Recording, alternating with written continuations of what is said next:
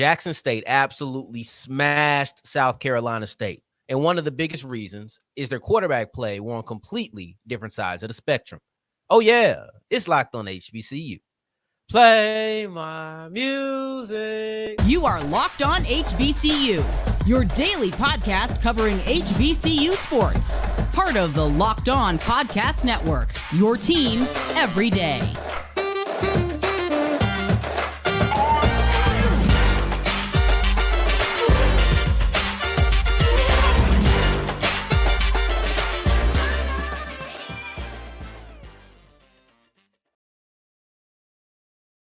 What's going on, family? Welcome back to another episode of the Locked On HBCU podcast, your number one daily one-stop shop for everything HBCU athletics, Monday through Friday, part of the Locked On Podcast Network, your team every day. And I, of course, am Darian Gray, a.k.a. the Mouth of the South, Texas Southern alum and former TSU Herald Sports editor and current contributing writer at USA Today's Saints Wire. Thank you for going on this journey with me, making Locked On HBCU your first listen of the day every day. And remember, just because the mic cuts off does not mean that the journey is over. It just means it's time to follow me on Twitter at South Exclusives. Starts with an S, ends with an S. And today's episode is brought to you by Gametime. Download the Gametime app, create an account, and use the code LOCKEDONCollege for $20 off your first purchase. Today's episode is all about quarterbacks. Quarterback segment 1, quarterback segment 2, quarterback segment 3. If we went into overtime, it'd be quarterback segment 4 and 5. But we have different outlooks on the quarterback play. We wrap up with somebody who was just named as the starter for Norfolk State. Before that, we talk about somebody who might be losing their job as the starting quarterback at South Carolina State. And now we kick it off with the best plays from Jason Brown's debut as the Jackson State starting quarterback. And I think he did everything we could really ask for. He had a really good debut. And listen, this doesn't only come down to the quarterback play, but I did think the differences between Jason Brown and Corey Fields were something to paint. But it's not the only reason, right? If you weren't checking things out on Saturday night in Atlanta, Georgia, Jackson State beat the dog you know what out of South Carolina State. For those who are maybe be listening with their kids in the car right now, we're a G-rated platform. We're not going to use any of the profanity, but you know what the you know what stands for. And they beat the brakes off of them. This was not close. And it was early in the third quarter. I sent out a tweet, this is over. And I think that might have been my last tweet about the game. Once I was able to say this game is over, there ain't no need for me to talk about it anymore. I'll be back here on Monday. That's exactly what went through my head. Now, when you look at what Jason Brown was able to do, the way that I look at it was, first off, he was spectacular when you look at the culmination of all of his stats. Then you also look at the fact that he was intelligent because he didn't try to go for the spectacular play after spectacular play. Jason Brown went with what the defense was giving him.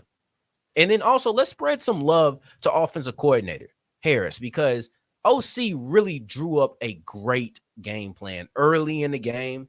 Whether it was with the run, whether it was with the pass, getting the swing passes out so that's quick. You know that you have Godbolt and you know you have Green on the South Carolina State defensive line, and you know you have a relatively new offensive line.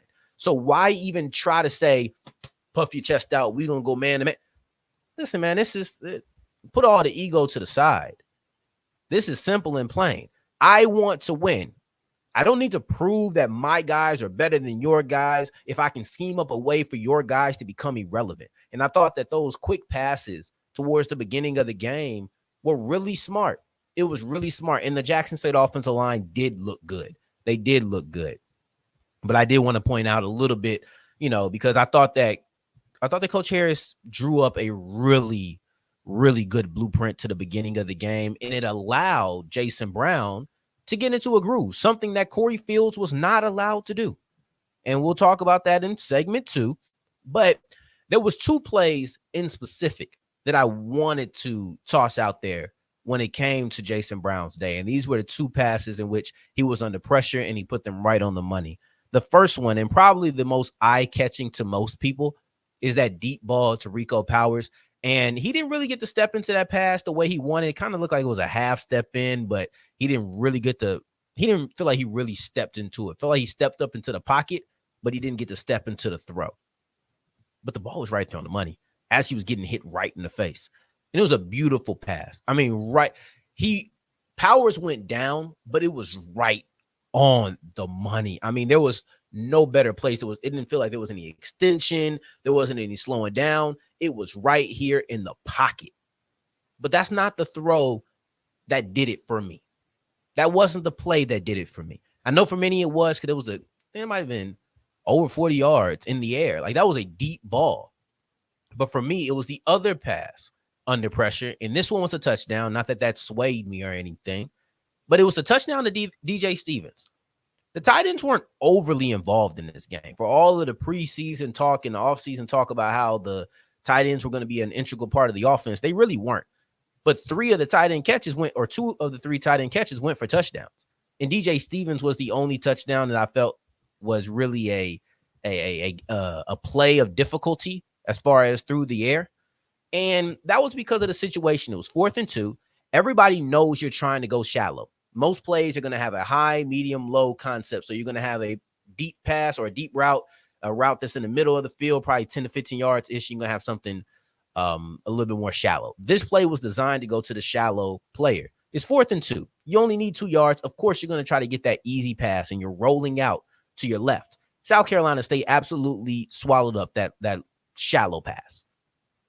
So not much time. It wasn't like it was a bunch of time he had to waste. He looks up, he pushes his eyes vertically, and he sees DJ Stevens all by himself because the safety bit up too. And when the safety bit up, that left Stevens back there by himself. So you did a great job covering up the initial route, the primary target, but you let the most dangerous route wide open, and he took advantage, and he got hit in the face right after he did that.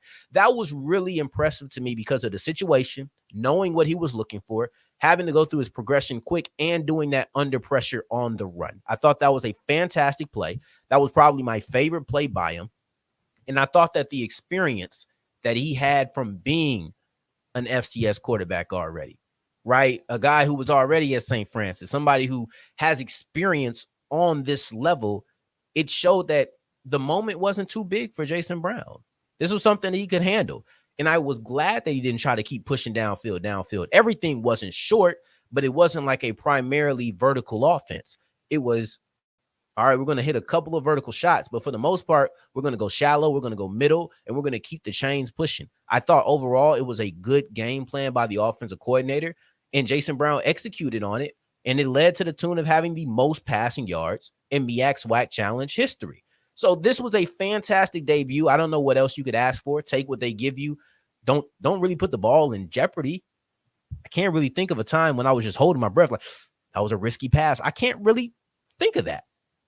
So it was good. It was a really good start, and we'll see what it progresses to as we go on with the season. But I'll say this. One thing that isn't up for debate right now, Jackson State is a good team. Everything else we can discuss later. But the biggest takeaway should be Jackson State is a good team and will be a good team in 2023. But all this talk about new starting quarterbacks, what if we have one in South Carolina State? We didn't have one in week 0, but maybe week 1, week 2, week 3. Whenever it is, it's hard to argue that the clock is now ticking on Corey Fields, and we'll break down exactly why as we continue with Locked On HBCU. Today's episode is brought to you by Athletic Brewing Company. Now, time for your game changer of the week, brought to you by Athletic Brewing Company. Much like TC Taylor and the Jackson State Tigers, Athletic Brewing has changed the game for non-alcoholic beer. And their non-alcoholic beer actually tastes good. And similar to Jackson State and TC Taylor, you probably didn't expect them to win the way that they did, and you wouldn't expect these drinks to be as tasty as they are. Athletic Brewing Company has completely changed the game, and here's the key component. No alcohol means no hangovers. Take them wherever you want, whenever you want, and enjoy your time. First-time customers can use the promo code of Locked On, that's LOCKEDON, at checkout for 15% off their offer, or off their purchase at athleticbrewing.com. Near beer exclusions do apply.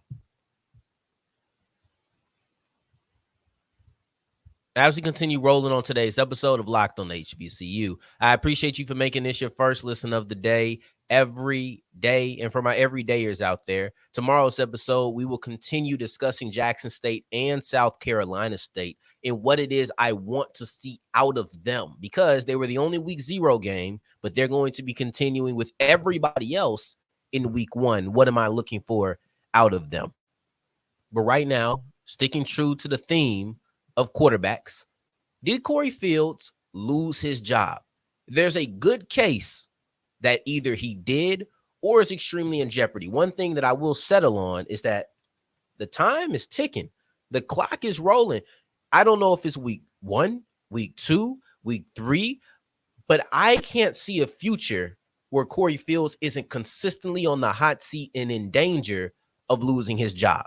I don't know if it'll be next week. I really don't, and I'll tell you why. But I do know that every week, unless he just comes out and blows us away, week 1, 2, and 3, I don't see a reason that he will have a lot of security, right? So when you're looking at what Coach Pugh had to say about him, he called Fields the engine that keeps the offense going, right? He's the one that keeps them on track. When you look at what the Mouth of the South said, he said that Corey Fields is going to have to play better. He's going to have to step up if South Carolina State is going to be a championship contender. And I think that Coach Pugh and the Mouth of the South are some pretty smart people. Not just because I think they're pretty smart people, but because I think they got this analysis kind of correct. Corey Fields is the thing that keeps South Carolina State on track. Well, when Corey Fields looked bad, South Carolina State's offense was completely off track. If we're talking about him needing to take a step up in order for them to be a championship contender, well, you look at what they did against Jackson State on Saturday night. That was not a step up, and they for sure did not look like a championship contender. They looked much closer to where they were last year, which was a bottom-of-the-barrel team in the MEAC. So I think that if we're talking about preseason projections and preseason discussions around Corey Fields from two intelligent brothers, I think that they got it pretty spot on when it comes to that.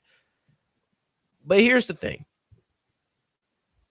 Does Corey Fields have a job as a starting quarterback? Because both of those things might be obsolete. He might not be the person who keeps South Carolina State on track. He might not be the person who needs to step up in order for South Carolina State to be a championship contender. Also, South Carolina State showed much more issues than just Corey Fields. The same way that Jackson State put so much more positive on the field than just Jason Brown.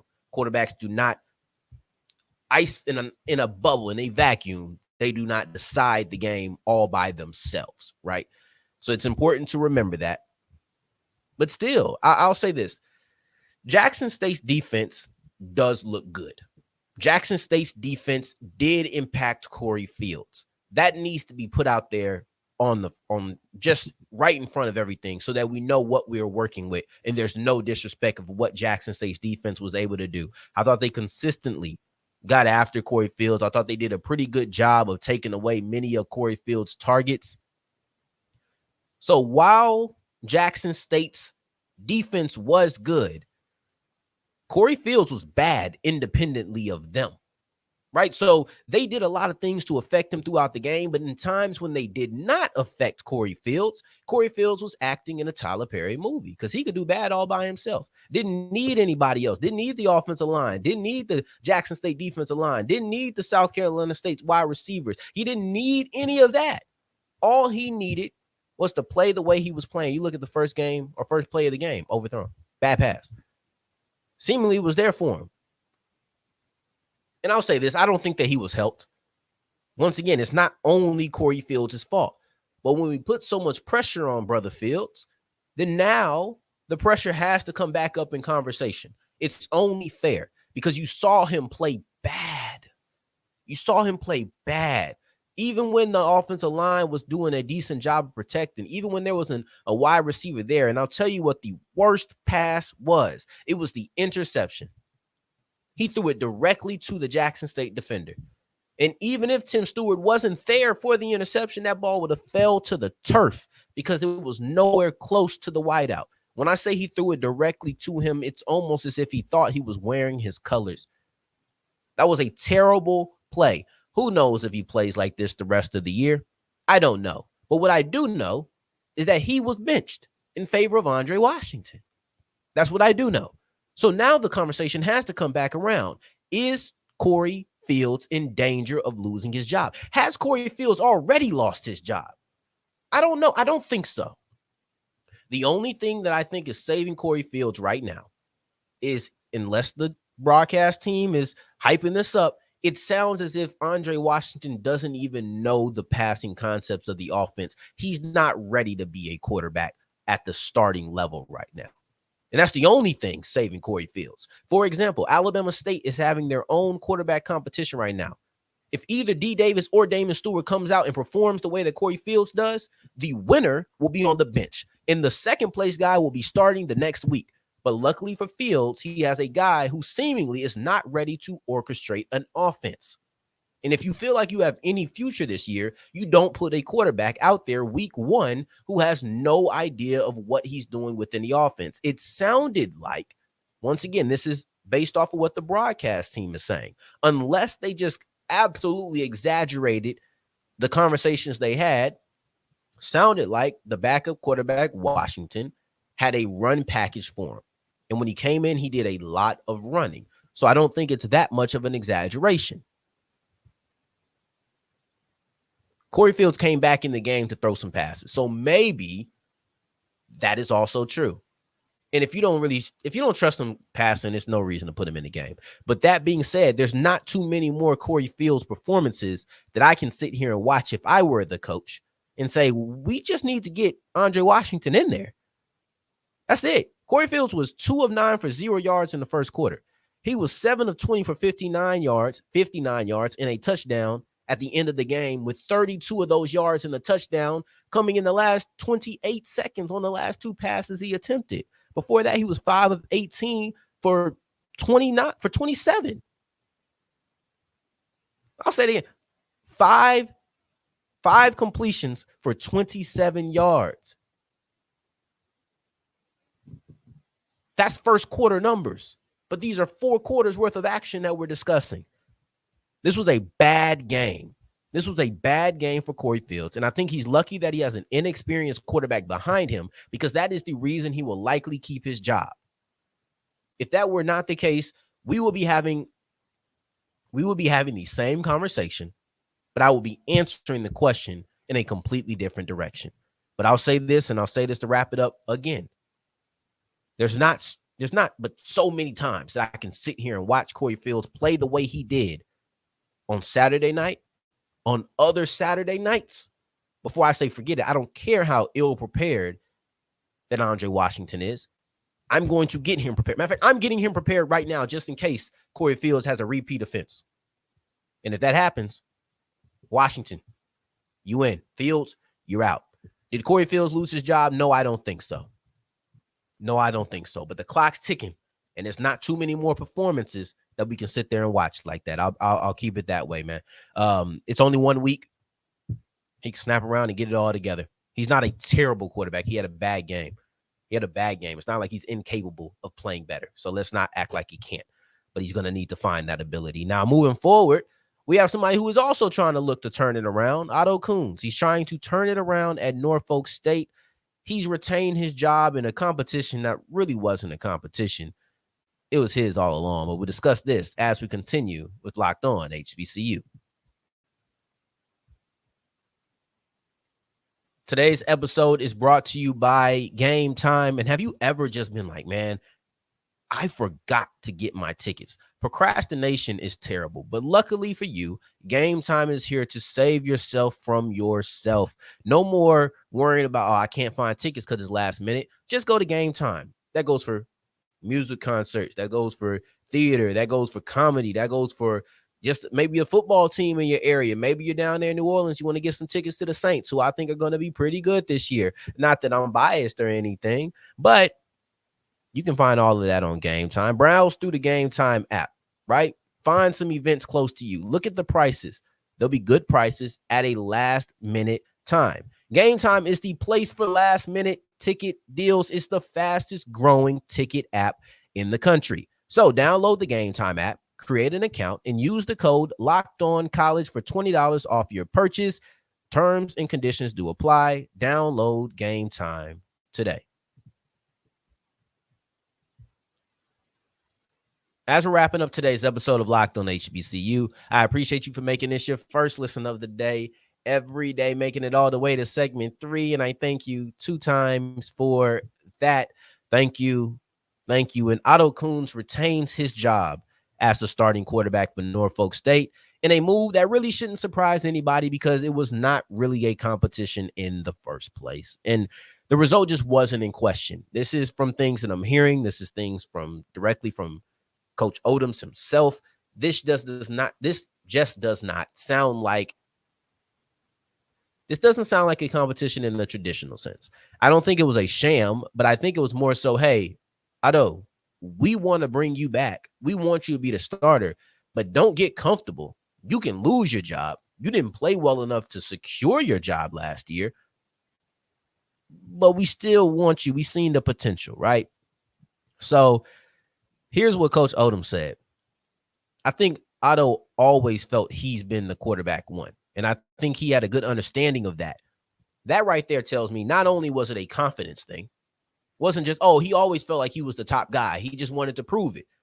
He had a good understanding of that, and it's really no pressure, no relief. Yeah, he knew exactly what was going on. But that being said, it's no relief. It's no pressure because it's like, okay, this is my job to lose, but it's no relief now that you have the job. You know what I'm saying? He says, I think you know going into camp what the odds are, and then it's up to you to decide whether or not it's going to be you. And I thought when we came to camp, he was really focused on being starting quarterback number 1. Man, they said nobody else was using or was taking first team reps. What kind of competition happens when nobody takes first team reps? That's not a competition. You looking for confirmation that this is your guy. And if he wasn't, then other people get in the mix. That doesn't mean that Cameron Sapp and Deuce Lee are coming in there and wasting their time. Otto Kuhns wasn't a world breaker last year. Otherwise, they wouldn't even be there. So it's not as if they stepped in I'm trying to think if there's a quarterback in the NFL parallel that I could point to. I don't think there is, not off the top of my head. But basically, this quarterback play wasn't great.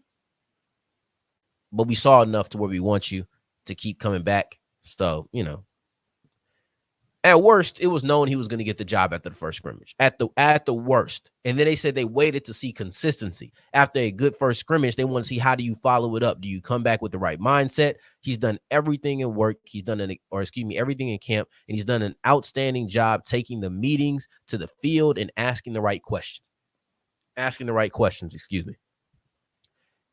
The key at the top of the show is retain. This was his job. Through and through. There was absolutely no question about it. Let's just be real. There was no question about it. He just needed to not mess it up. That's it. Last year, started 9 games, threw a total of 1,420 yards, had 11 touchdowns, 9 interceptions. Now, obviously, that's something that he needs to improve. If you're looking at him and saying you have potential, mind you are in a quarterback, quote unquote, competition battle, however you want to phrase it, right? You have competition breathing down your neck. Even if you're not involved in the competition isn't that far from you, right? So obviously you have some sort of potential, but you needed some things you need to fix. That touchdown to interception ratio is bad. 11-9 is bad. And the 9 interceptions are not understandable, but I can deal with. They're tolerable. There we go. They're tolerable. Your 9 interceptions. Davius Richard had 10. Quentin Williams had 8. So you're right there with them. The difference is Williams, to his 8 interceptions, has 16 touchdowns. To Davius 10, to Richard's 10 interceptions, he had 25 touchdowns. So both of those players had at least a 2-to-1 touchdown ratio. Meanwhile, Kuhns is barely scratching over 1-to-1. 11-9, that's way too close. If you're going to turn the ball over that much, you need to give me more touchdown production through the air. I need that. Yardage wise, he had a few games that were over 200 yards, but against the top 2 teams in Howard and North Carolina Central, under 100. So, yes, you have a couple of explosive moments, but I need you to give me more production against the top teams. It means nothing if you go against Howard and you go against North Carolina Central and you wet the bed. I don't care. Maybe that's just me. I do not care. Like, it's one of those things where I'm trying to think of a parallel, and I don't know if this is a perfect parallel, but quarterbacks who can't get you over the top in the NFL. All right, we're looking for a way to get past you. If you can't get me over the top when it comes to the college ranks, if you can't get past the top teams, there's a limit on how much I really like you. There's a limit on how much I can really like you. So those are the things that I need him to step up. Those are the things. Coach Odoms believes in himself, or believes in Kuhns. He thinks that he's really turned things around, and in this new system, he thinks that it's better suited. He thinks that he's really grasping it and taking on the right role as the quarterback. Time will tell. But the things I'm looking for, better touchdown to interception ratio. And when you go against some of the better teams within the conference, I need you to perform like you do, or it'll take a step down because they're great defenses, but I need you to perform. You can't be a liability. You can't be a drastic weak spot. You can't have under 100 yards passing against Central and Howard. Those are the things that I'm looking at. Whole season, and then these two specific games, and anybody else who rises up as a candidate for the championship, or a contender. There we go. A championship contender in the MEAC. But I appreciate you for making this your first listen of the day every day. On tomorrow's episode, we'll be back with the SWAC MEAC Challenge review, and also looking towards week 1. But I just want to know, what else do we need to see out of Jackson State, and what else do we need to see out of South Carolina State? But in the meantime, in between time, until the next time that we hear each other, family, take care, stay blessed. Peace.